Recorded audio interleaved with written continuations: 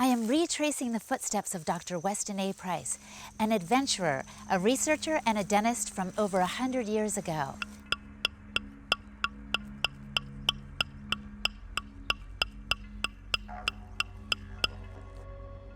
Iningi kankri, iningi kumbi, bitra kumbi, dalabara kumbi, gachu gaya, waja, namala, yono, yalbo, kumbi, mekani, boro. It is a good day today. This is Iningi country. It is also part of the Dalabara Nation's country. Our neighbours are the Bidjara people, and I acknowledge my Bidjara ancestors as well as my Inangai ancestors. On behalf of my father's mother's people, I say it is good today, and let us walk, talk and eat on country together and share our country together with you. Dr. Price was a doctor of dental surgery. He was convinced that the mouth was the window to the body, and that dental health is indicative of overall health. He wanted to examine the effects of traditional indigenous diets and modern westernized diets on the health of indigenous people. In Australia, Dr. Price visited La Perouse, Tweed Heads, Palm Island, Cape Bedford, Lockhart River, Cowell Creek, and Cherbourg. In the Torres Strait Islands, Dr. Price visited Badu, York, Darnley, Murray, Thursday, and Hammond.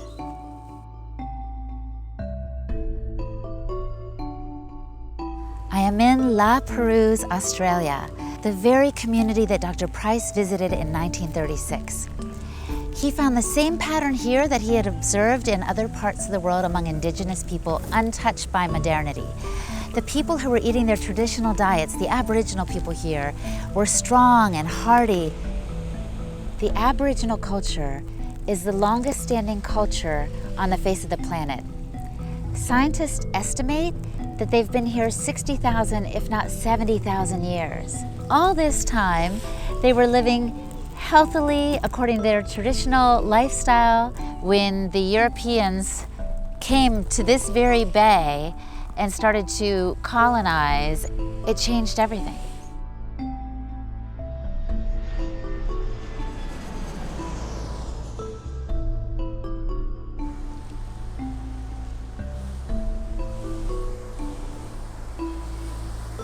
Dr. Price found the same pattern here in Tweedshire that he had found in other parts of his voyage. Our childhood was, pretty much on the coastline here, and so, we were just eating seafood predominantly.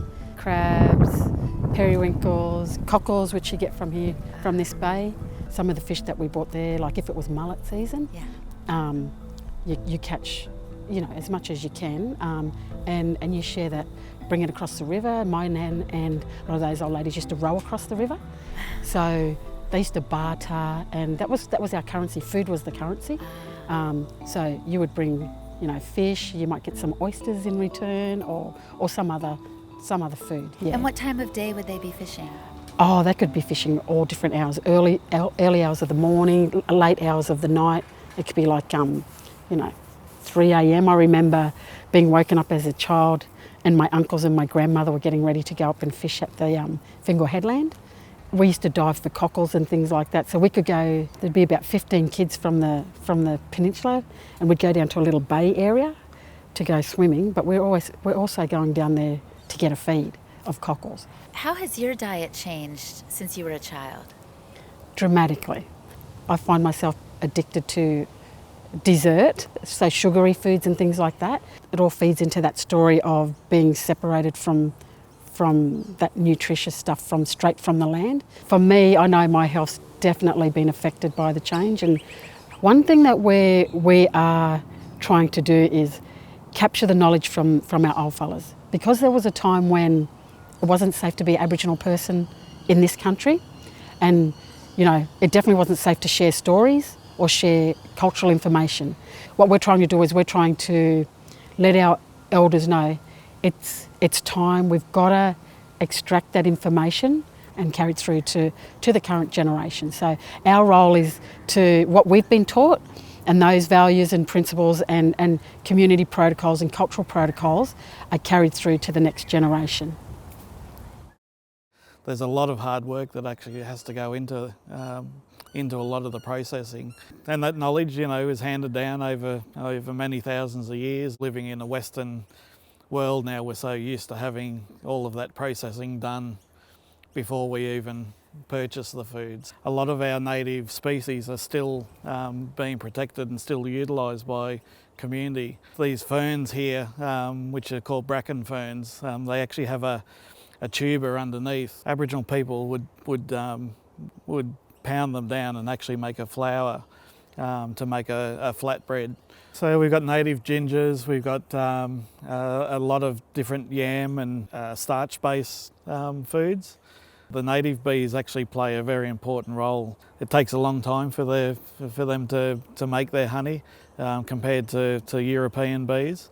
And a lot of these plants are medicinal plants as well, so they're not just there for sustenance, but they also have a healing property as well. In a very short period of time, Western culture has actually impacted greatly on all of that environment. So to rediscover and look back about, and what are these plants, and how eating that sort of food is a different way of life. It opens up a lot of different possibilities.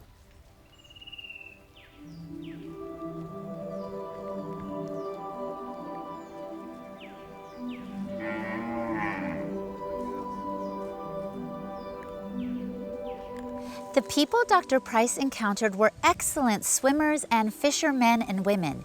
He observed that they had a spear with multiple prongs on it, that when they would plunge it into the water, would come up with numerous fish. He met people all over the world who had different diets, but they were very healthy.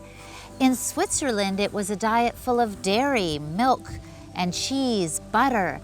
In Alaska, it was a lot of seafood, even whale blubber and seal oil. And here in Australia and the Torres Strait Islands, he found the people eating a diet rich in seafood, shellfish, vegetables, and fruits.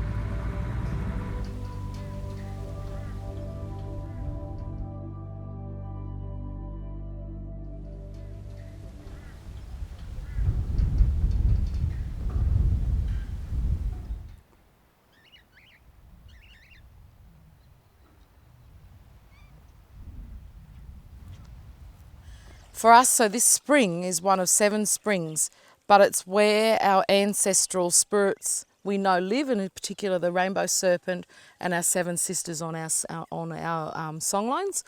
And so in order to let the old people know, as we say, to let them know, we like to just bless our souls with the water so that our odour and our smell comes back into the water. They can smell you. They know who you are. You're not a strange foreign smell that's walking across their country.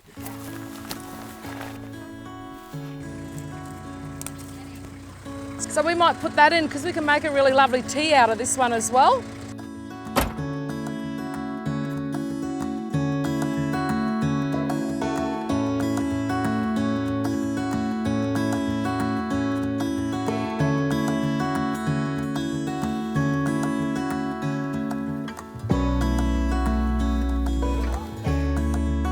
When we were taught, like going out into the bush, finding things is your senses.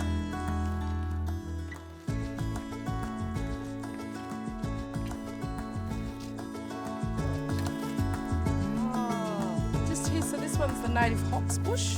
If you crush this one up and smell this fella.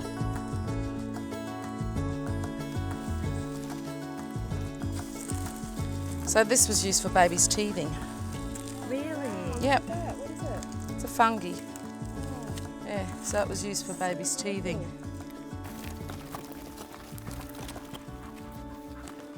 So see all these little tracks here?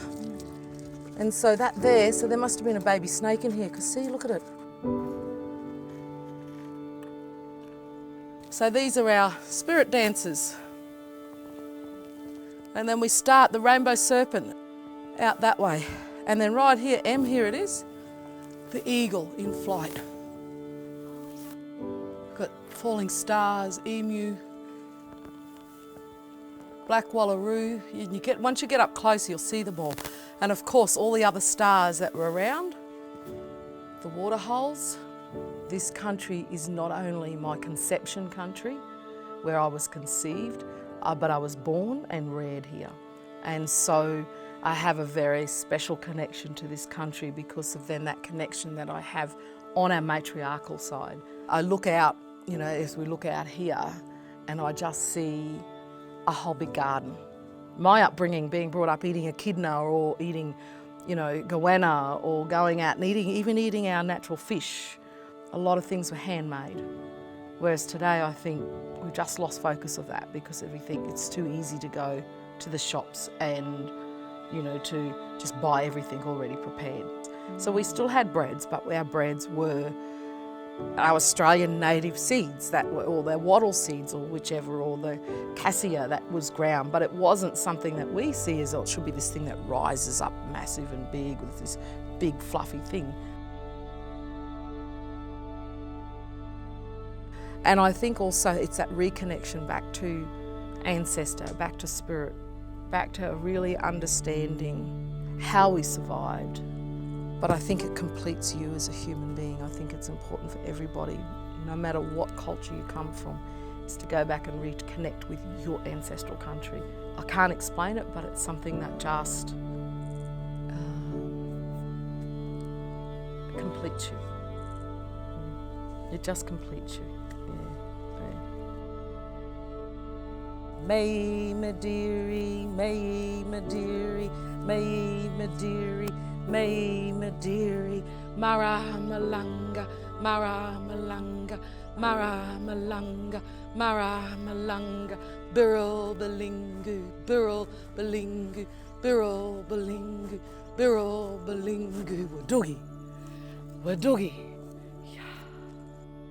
To be very clear, Dr. Price is not the hero of this story. The First Nation people are. People living according to the wisdom of their ancestors. And we should come to them as Dr. Price did, as learners and people with great respect for the wisdom of ancient cultures. May the rising sun bring you joy. May the moon restore you by night. May the wind inspire your dreams and the rain wash away your tears. And for the rest of the days, may you walk upon this earth, always finding its peace.